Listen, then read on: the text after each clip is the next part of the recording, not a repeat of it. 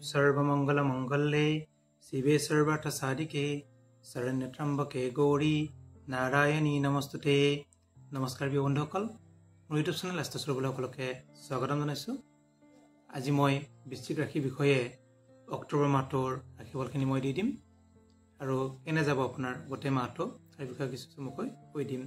যিটো বৰ্তমান শাৰদীয় দুৰ্গোৎসৱ, শৰৎকাল, কালী পূজা, অমাৱস্যা এইবিলাক সকলো পূৰ্ণিমা, শৰৎ পূৰ্ণিমা এইবিলাক চলি থাকিব। গতিকে সকলোৰে শুভ হ'ব বুলি এটা অনুমান কৰিব পাৰি। যদি আমি চাওঁ বৃশ্চিক ৰাশিৰ, যিহেতু চতুৰ্থত আছে বৰ্তমান শনি, পঞ্চমত আছে ৰাহু, সপ্তমত আছে বৃহস্পতি, অষ্টমত আছে মংগল, দশমত আছে চন্দ্ৰ, একাদশত আছে ৰবি, বুধ, কেতু, দ্বাদশত বহি আছে শুক্ৰ।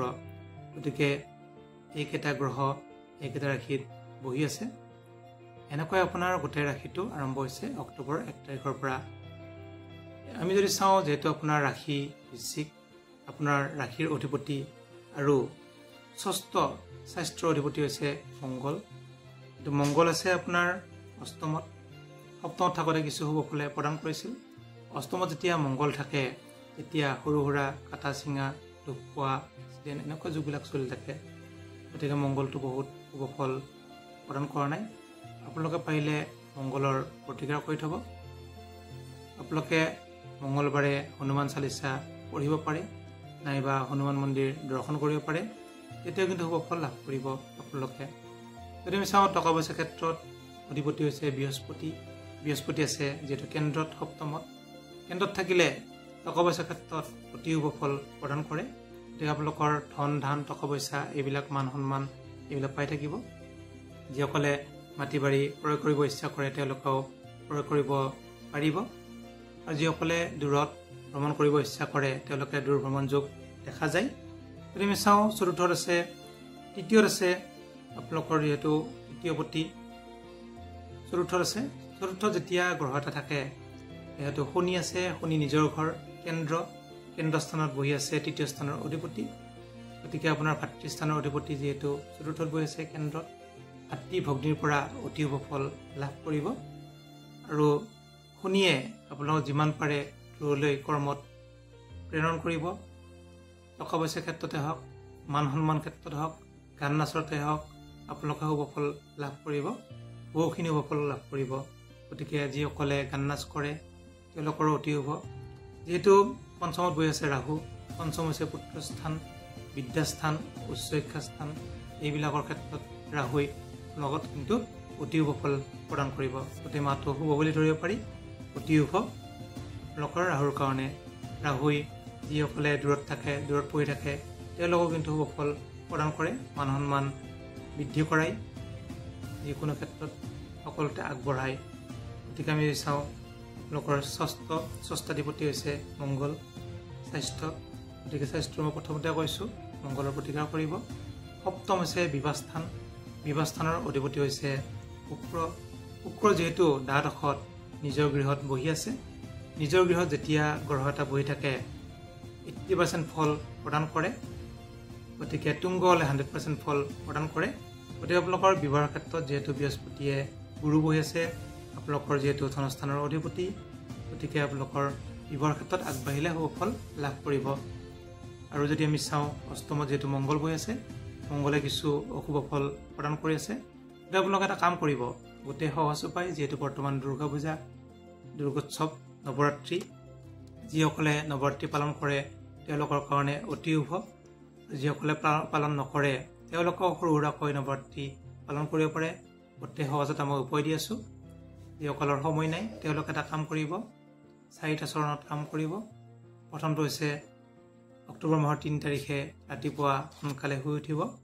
শুই উঠি, যিহেতু আপোনালোকৰ ঘৰত মন্দিৰ থাকে কিছুমানৰ, বা মন্দিৰ নাথাকিলেও নিজৰ ভাল ঠাইত অকণমান গোমধান বা জপধান লৈ আহিব। লৈ আহি অকণমান পাত্ৰ এটাত মাটি অকণমান দি তাত ৰুই থ'ব। ৰুই থৈ আপোনালোকে চাই থাকিব আৰু পানীও দিব। অক্টোবৰৰ আপোনালোকে যেতিয়া অষ্টমী পৰিব, অষ্টমীৰ দিনা ধুনীয়াকৈ চাই যদি গজালি মেলে, ইমান ধৰণৰ গজালি হয়, সকলোৱে চাব যে গজালি উঠিছে। আৰু পাৰিলে সেই অক্টোবৰৰ আপোনাৰ অষ্টমীৰ পৰা, মানে আপোনাৰ দুৰ্গা অষ্টমীৰ পৰা দশমীৰ ভিতৰত আপোনালোকে দশমীৰ দিনা সেই গজালিবিলাক উঠাই লৈ ধুনীয়াকৈ বগা কাপোৰ অলপ লৈ আহিব। বগা কাপোৰত মেৰিয়াই আপোনালোকৰ নিজৰ ঘৰৰ বাকচ, গডৰেজ বা ভাল ঠাইত ধুনীয়াকৈ থৈ দিব। গোটেই বস্তুটোৰ কাৰণে আপোনালোকৰ টকা পইচাৰ ক্ষেত্ৰত কোনোদিনে অভাৱ অনাটন নহয়, ধন টকা পইচা বৃদ্ধি হ'ব।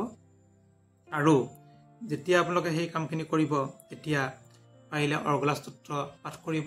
যিহেতু দুৰ্গাৰ পূজা চলি থাকিলে অৰ্গলা স্তোত্ৰ পাঠ কৰিব লাগে, তেতিয়া কিন্তু শুভ ফল লাভ কৰিব। অৰ্গলা স্তোত্ৰ গোটেই চুটি, বহুত দীঘল নহয়, গোটেই ভয় খাব নালাগে। আৰু পাৰিলে চণ্ডী পাঠ কৰিব, নোৱাৰিলে কোনো কথা নাই। আৰু দশমীৰ দিনা আপোনালোকে যিমানখিনি পাৰে অপৰাজিতা স্তোত্ৰ পাঠ কৰিব এবাৰ হ'লেও, এতিয়া ভাল ফল লাভ কৰিব। আপোনাক গুগলত পাই যাব, আৰু নাপালে মোক মেছেজ কৰিব, মই দি দিম।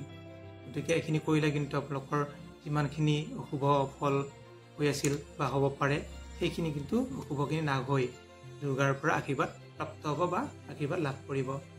যদি আমি চাওঁ নৱম ভাগ্যাধিপতি হৈছে চন্দ্ৰ, যিটো কৰ্মত আছে। মই আগতে কৈছোঁ যে চন্দ্ৰ এটা ঘৰত মাত্ৰ 54 ঘণ্টা থাকে। গতিকে ভাগ্য ক্ষেত্ৰত 54 ঘণ্টা ভাল কৰিব, আকৌ 54 ঘণ্টা বেয়া কৰিব, মানে আঢ়ৈ দিন। প্ৰথমতে আপোনালোকৰ অতি শুভ বুলি ক'ব পাৰি অক্টোবৰ 1 তাৰিখৰ পৰা 3-4 তাৰিখলৈকে।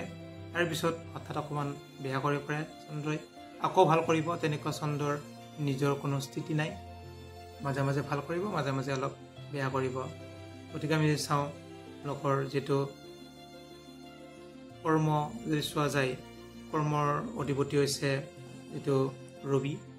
আৰু যদি আমি চাওঁ একাদশত বহি আছে আপোনাৰ ৰবি, বুধ আৰু কেতু। ইনকামৰ ঘৰত যিহেতু কৰ্মাধিপতি বহি আছে, ৰবি যদি তৃতীয়, ষষ্ঠ, একাদশত থাকে ভাল ফলে প্ৰদান কৰে। গতিকে কৰ্মক্ষেত্ৰত অতি শুভ। যিসকলে বেংকত চাকৰি কৰে, যিসকলে আৰ্মি, মিলিটাৰী এনেকুৱা কাম কৰে, যিসকলে উকিল, যিসকলে সাংবাদিক, তেওঁলোকৰ কিন্তু অতি শুভ। আৰু আমি যদি চাওঁ 17 অক্টোবৰলৈকে অতি শুভ ফল লাভ কৰিব। আয় বৃদ্ধি হ'ব, ইনকাম বৃদ্ধি হ'ব। গোটেই 17 দিন টকা পইচাৰ ক্ষেত্ৰত অভাৱ অনাটন নহয়।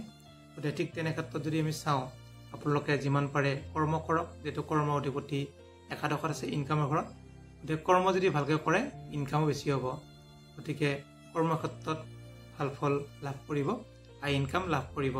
যিসকলে বিদেশ মানে দূৰত পঢ়ি থাকে বা দূৰত চাকৰি কৰি আছে তেওঁলোকৰ কাৰণেও অতি শুভ দিন আপোনালোকৰ কাৰণে যদি আমি চাওঁ।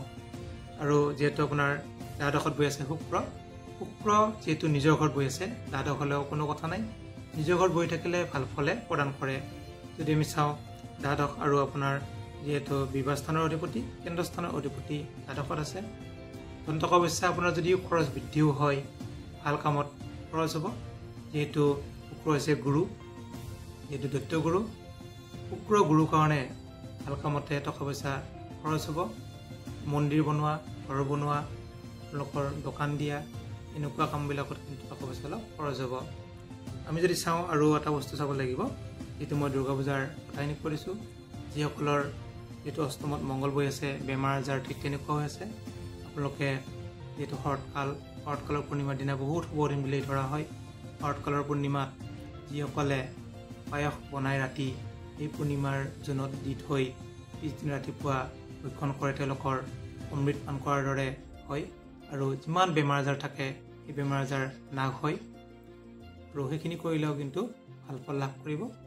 আৰু যিসকলৰ বেমাৰ আজাৰ হৈ থাকে এটা পাত্ৰত পানী লৈ সৰ্ববাধা বিনৰ্মুক্ত ধনুধান প্ৰচন্মিতা এইখিনি নাম লৈ প্ৰসাদম ধুনীয়াকৈ নাম লৈ এইখিনি খাব পাৰে। খালেও এই মন্ত্ৰটো পাঠ কৰি খাব পাৰে, তেতিয়া কিন্তু বেমাৰ আজাৰ নাশ হয়। আৰু যিহেতু অক্টোবৰ 30 তাৰিখে কুবেৰ পূজা, ধনন্তৰী পূজা, আপোনালোকে সোণ ৰূপ তামা এইবিলাক কিনিব পাৰে। যিসকলে সোণ ৰূপ কিনাৰ কষ্ট হয় তেওঁলোকে সৰু সুৰা বাচন বৰ্তনো কিনিব পাৰে, তেতিয়া কিন্তু ভাল ফল লাভ কৰিব, অতি শুভ বুলি ক'ব পাৰি।